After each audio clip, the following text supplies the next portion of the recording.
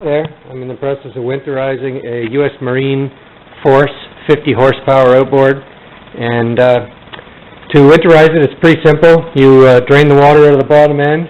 Well, I guess first things first is you start it with earmuffs on and let water circulate through the water pump so it doesn't damage the water pump. And while it's running, keep it at an idle and use a product called engine storage spray, or there's another name for it called fogging oil, and it has to be designed for 2 and 4 cycle engines. I think pretty much all of it is designed for 2 and 4 cycle engines.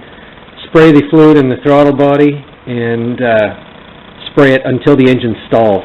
And in doing so, you're coating the reed valves, the 2-stroke reed valves, and the cylinder and the piston and the rings.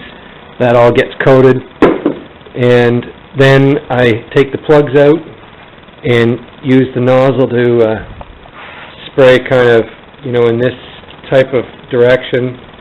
And I do that only after that particular cylinder I'm working on is at, like the piston's at the very bottom of the bore.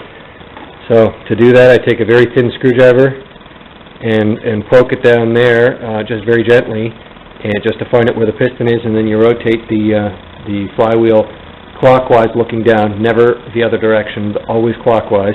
And if you can't remember what I've told you and you get out and look at yours, look at where the rope fastens onto your flywheel if you ever needed to start it with a rope, and obviously the rope would pull it in this direction.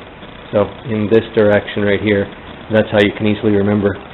So anyway, I would spray the inside of the upper chamber, and then rotate the engine until the bottom cylinder is all the way to the furthest away from the head, and then spray it, and then just rotate it by hand 4 or 5 times to really lubricate it. After you fogged it, put your plugs back in, and make sure you put your plug wires back on the right one, so don't mix them up. I know that this is my top plug and this is my bottom plug. And then you want to take the earmuffs off and lower the motor and raise it a bunch of times, and make sure you get as much of the water out of the gear case as possible, because if you don't and it freezes, it can crack your lower leg here. The other thing you want to do is check the oil in the gear oil in the bottom, and if it's discolored or if it's milky color, that means it has water in it, and or if you actually see any water droplets that has water in it, you definitely want to change that before storing it in a cold climate, because that will freeze and crack your housing as well. And I don't need to do that because I just changed this one quite recently, and it was clean then, so I'm sure it's still fine.